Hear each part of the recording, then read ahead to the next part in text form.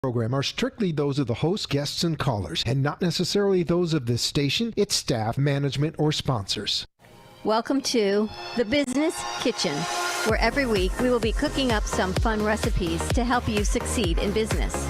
You'll get time-tested and delicious business recipes, as well as some new cutting-edge recipes. Every recipe has a story, and every chef adds their own unique flavor to each dish, just like each business strategy has its own story. Here at The Business Kitchen, you can be sure to find your own recipe for success. Welcome to a very saucy new episode of The Business Kitchen.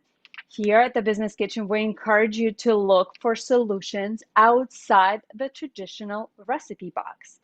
Make sure you're really paying attention to this episode. We got a phenomenal guest coming on today.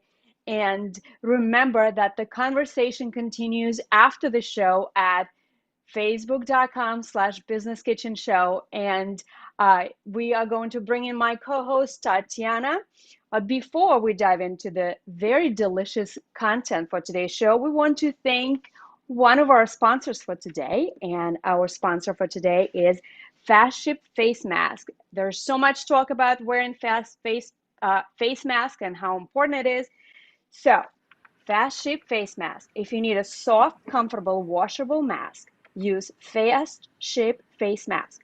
Tons of summer styles. Prices start at just $6.99. Ships within one business day from Florida. And we did check them out, and the reviews are really great. It is incredible how many satisfied customers they have. And for every 5 masks ordered, they donate 1 mask to a local hospital. Feel good knowing your purchase goes to the fighters on the front lines. Goes to fastshipfacemask.com, fastshipfacemask.com to get some for yourself or your business. So welcome to today's episode. Hi, Tatiana. Hi, Natalia. How are you? I'm wonderful. Let's introduce our guest for today's show, and it is one of my favorite people in the whole world, Matthew Kimberly. He's joining us from Malta. Hi, Matthew. Hey, Hi, Matthew. Natalia. Hi, Tatiana. Thank you for having me. So let us give you a proper introduction. Matthew Kimberly, besides being one of my most favorite people in the whole world, who has taught me so much about business, who has been my mentor for 5, 6, 7 years, who has helped me with my TEDx talk and so many other business decisions. So Matthew Kimberly is the head of Book Yourself Solid Worldwide. He is the author of the best-selling self-help book, Get a Effing Grip.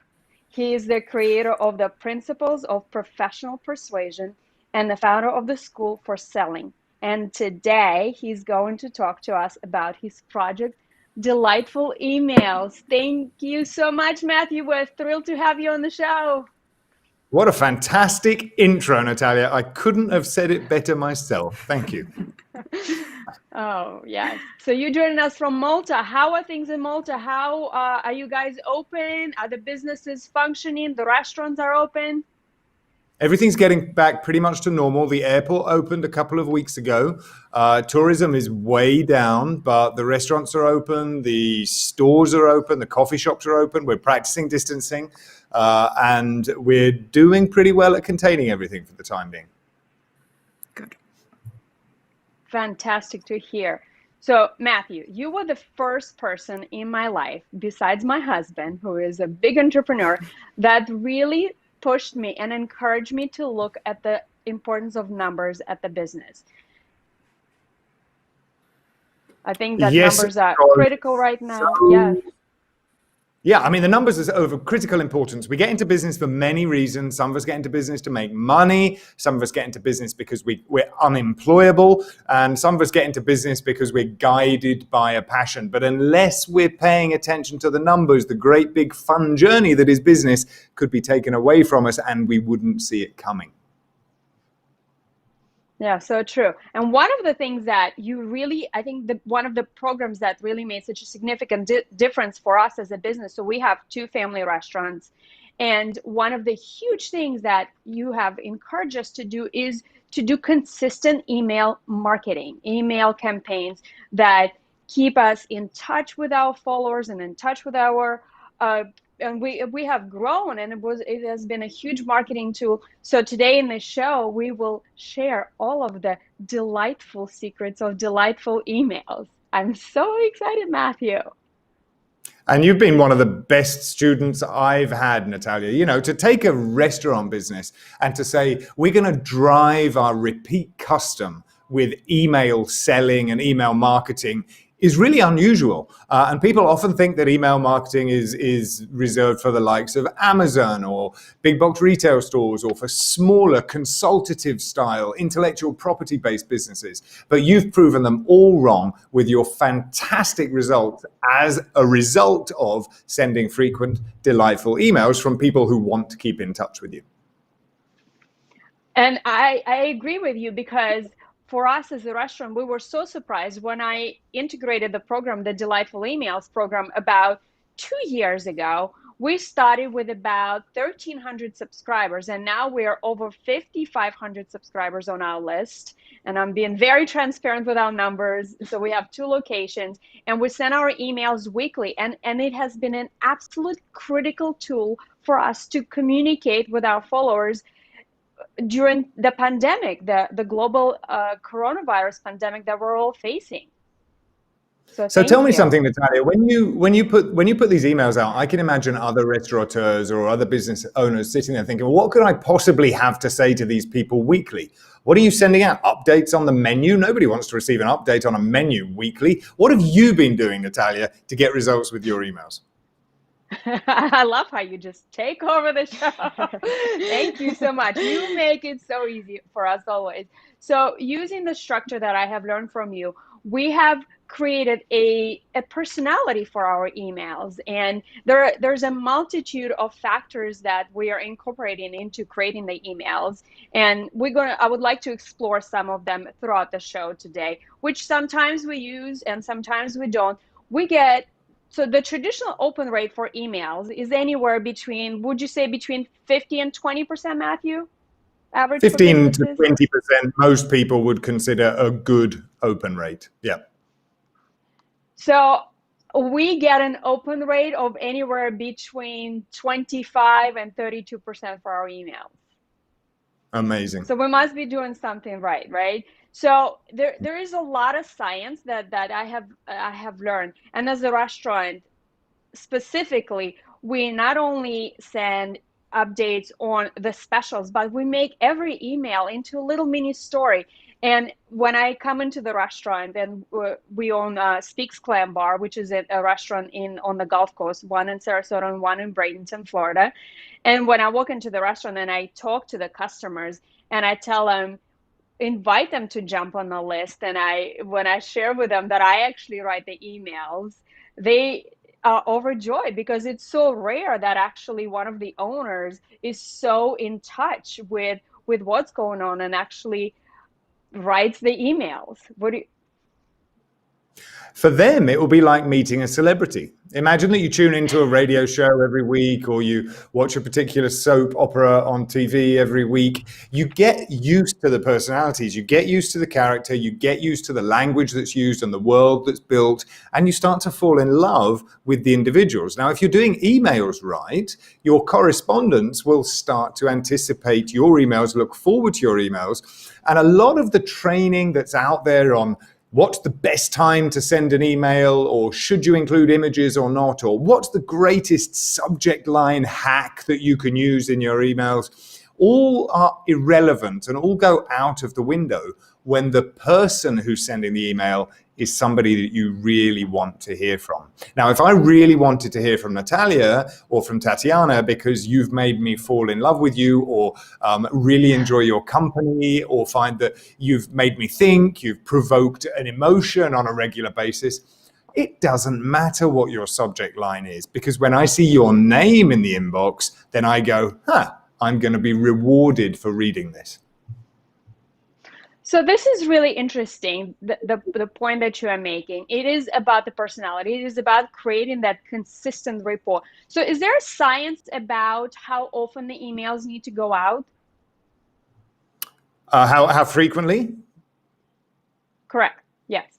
Right. So here's my thinking about that. I personally prefer to send an email whenever I have something to say, and sometimes I have something to say every day, and sometimes I have something to say once every few weeks. So there are arguments for and arguments for against. Look at it like an installation of your favorite TV series. Now, we anticipate that it's going to be coming out every Thursday night, so it gives us something to look forward to, and we'd probably be disappointed if it didn't come.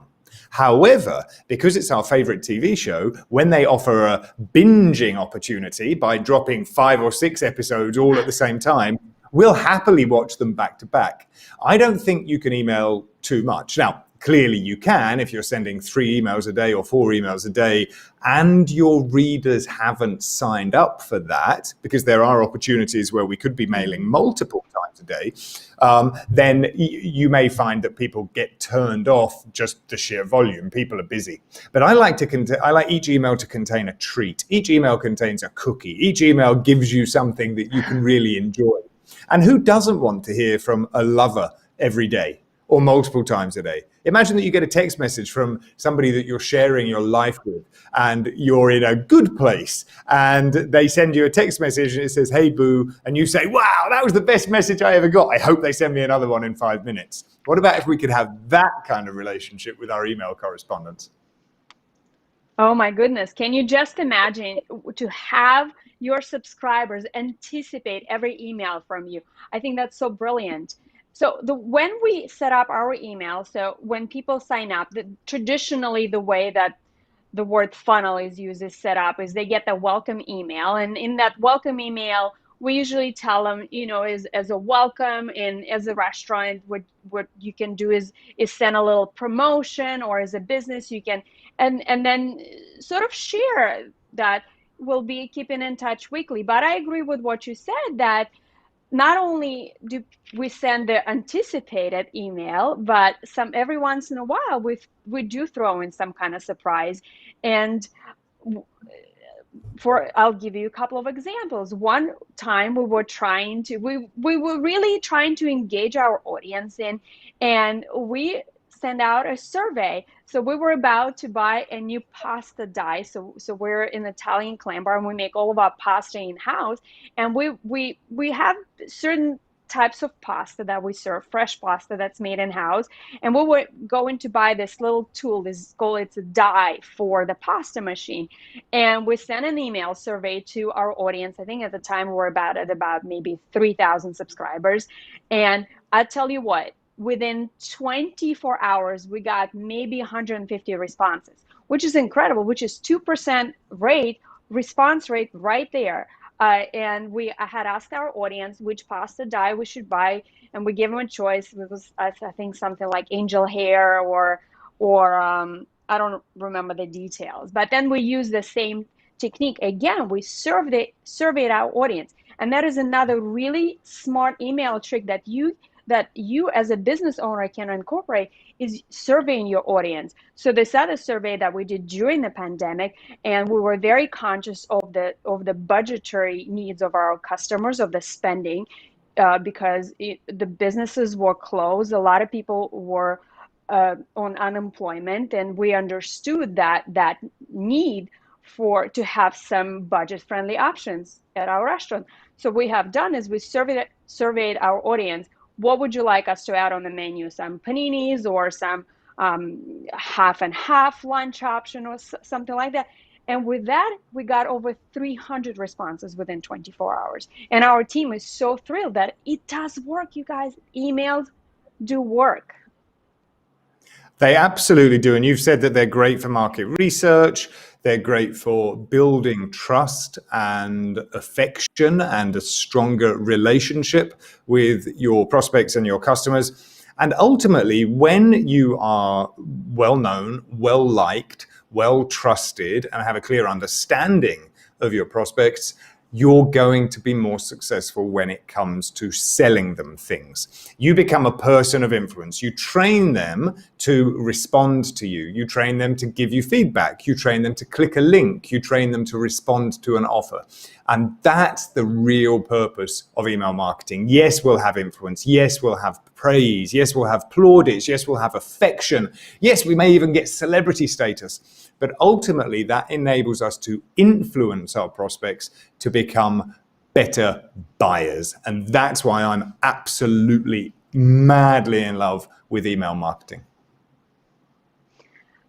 That is a great point about acquiring. At the end of the day, what are we looking for? We are looking for followers, but that's not why we are in business. We're in business to ultimately sell and make money. And email is such a terrific way to not only create that relationship with our followers, with the customers, but also at the end of the day, sell. So are there specific sales techniques that could be incorporated in the emails, or do you have any kind of specific advice for, because let's say if somebody has a dry cleaning service, or if somebody has a real, well, for real estate companies, I feel like it's easy, but how can somebody with a business that you wouldn't expect to be able to send good, fun weekly emails, what can they do? Where do they start, Matthew? So the big mistake that people make when it comes to emails is they either go purely commercial, which is, hey, we're running a promotion. You can get 3 suits dry cleaned for the price of 2 this Sunday. And after a while, we just get email blindness. You know, we receive that on week 1, week 2, week 3, another offer. I've had enough now. I'm going to go find the offer when I need it, right? There's no reward in that email. The other thing that people do is they make it all about them. Hey, we have just installed a new super dry cleaning machine in our dry cleaners. Here's a photo of the town sheriff cutting a red ribbon outside of our new location. Nobody cares about that stuff. It's all about you. What we want to do is elicit an emotional reaction so that the reward in itself is reading the email. We don't have to click to get a reward. We don't have to bring a coupon to get the reward. The reward is in the email itself. It elicits some kind of reaction in us. You do not have to include how-to information. In fact, if you're in the consulting industry, I would categorically avoid giving teaching emails. Why? Because think about value. People say you need valuable content. Well, I tell you what I find valuable, Natalia, and I know you do too. My family, my friends, my memories, music, art, beauty, love. I'm going to leave the instruction manual in the burning building when I have to run, right? Don't send me instruction manuals by email. Then you can sell anything by saying sometimes nothing.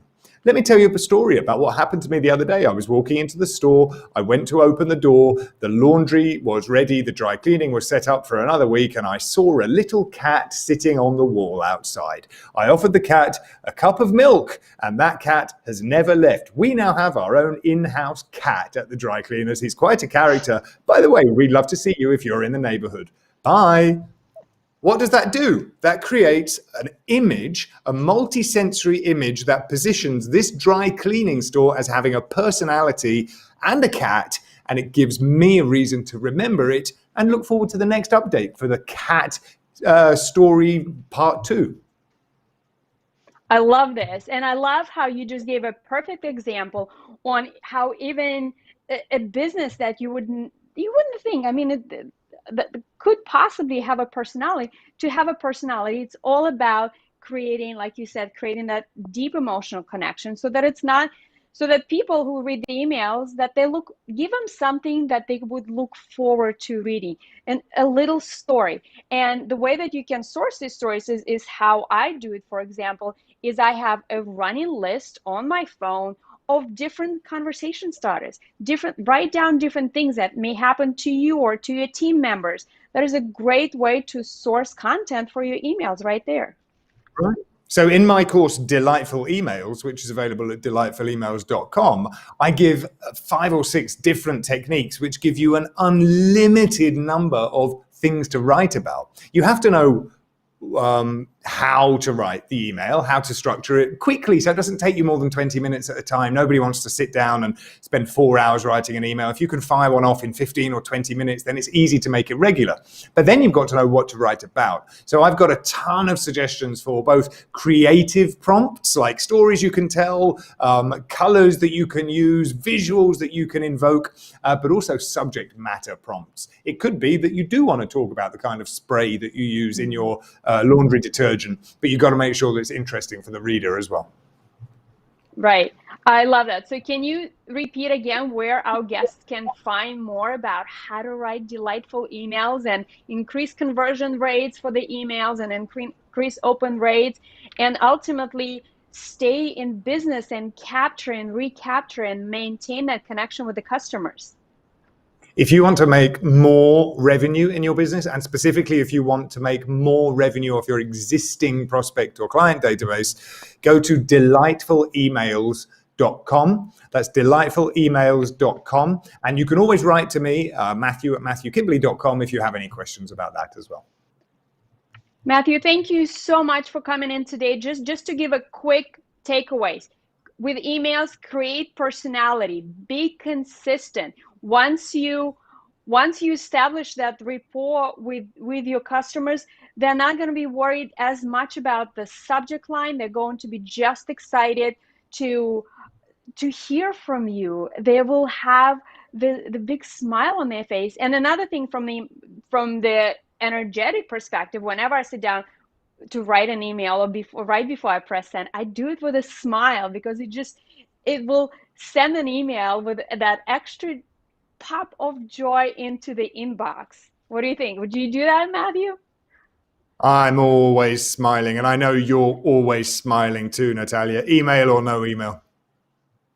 I do, because the more joy that we incorporate in everything that we do, even if we feel sad, but you know what? Just smile. Just light up your day with a smile and spread that joy and spread the kindness around the world with the work that you do.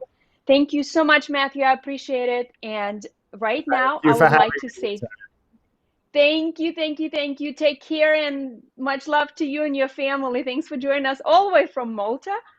We had Matthew Kimberley on the show. Thanks, Matthew. I'd love to give a shout out to another sponsor that we have for today's show is Healthy Intent. Healthy Intent inspires you to live a healthier life. It's so easy to bump health down the priority list, behind the business phone calls, family commitments, and let's face it, anything else until we're diagnosed with something that forces us to make a change. Their online Healthy Cooking Academy has incredible classes that will help you to make significant progress in your kitchen, whether cooking for yourself or your family, or subscribe to Healthy Intent YouTube channel for quick tips and more fun recipes. We all want to look better, feel better, and have more energy for life and business. Start every day with Healthy Intent. Follow us at healthyintent.com. Thanks for joining us on today's show. Until next time.